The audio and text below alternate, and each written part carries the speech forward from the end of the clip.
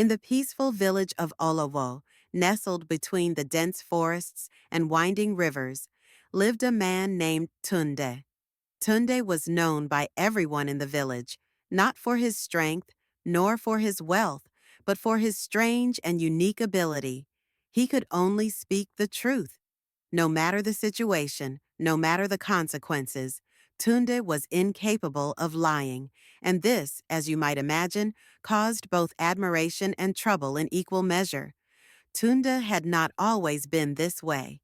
As a child, he was like other boys in the village, full of mischief and playful lies. He would tell tall tales to his friends, telling them stories of magical creatures he'd seen or adventures he'd imagined. His parents, though slightly annoyed at times, would smile at his playful imagination. But that all changed one fateful day. It happened when Tunde was just 16 years old. He had been playing with his friends by the riverbank when he made a bold claim. "I saw a giant eagle in the forest yesterday," he said, puffing out his chest. His friends laughed and asked, "What did it look like?" Tunde thought for a moment. It was the size of a mountain. Its wings covered the entire sky, and its eyes were fiery red, like the sun. His friends laughed harder. But then, as the laughter died down, something strange happened. Tunde felt a wave of discomfort in his chest. He knew deep down he hadn't seen anything like that at all. He had just made it up to impress his friends. The next day, he went to the forest, hoping to see a real eagle, just to make his lie seem true. And to his surprise, he did see a large bird soaring above the trees, though it was far smaller than what he had described, with ordinary brown feathers and a peaceful demeanor. Tunde tried to shake it off, but something inside him stirred. For the first time in his life, he felt deeply uncomfortable with what he had done. Over the next few days, this discomfort grew stronger until one night as he lay in bed, Tunde heard a voice, soft but firm, whispering in his mind, "You must never lie again."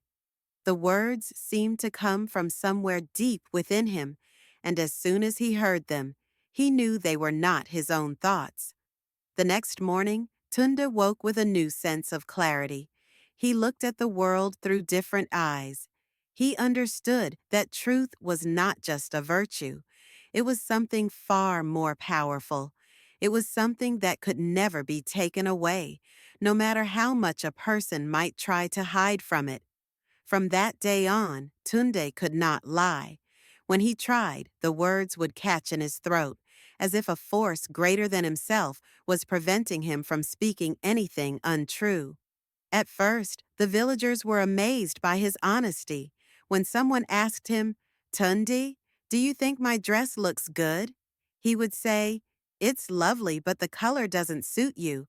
Perhaps a shade of blue would look better." When a man asked him, "Do you think I will win the election for village chief?" Tunde replied, "You have a good heart, but your rival is much more popular among the people. I'm afraid you will not win."